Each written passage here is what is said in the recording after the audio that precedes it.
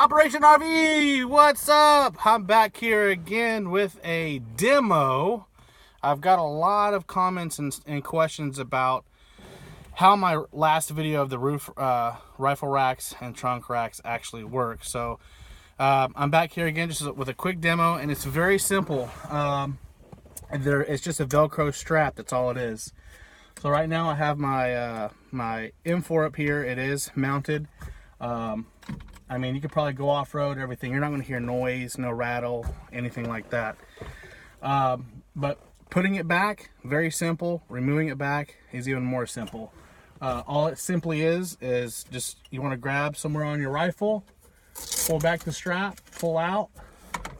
Your rifle is now down. It's ready to be displayed. I've already checked this. It is empty and there is nothing chambered. But it's that fast and that's that effective with using this roof mounted rifle system. So that one is that for the M4. Let me go ahead and take it back over here real quick and I'll show you the trunk mounted system here. Again, this is just as simple as the roof mounted system. Like the other one, like I said before, it's not adjustable. However, it's still mounted with the actual Velcro straps.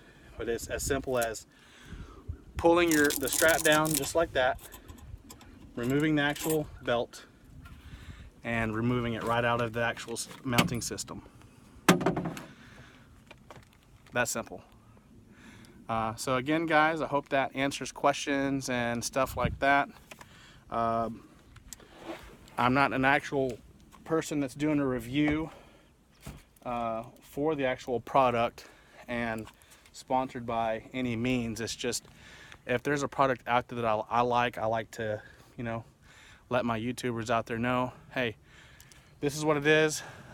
This is where you can get it. So again, guys, as always, you guys continue to like, subscribe.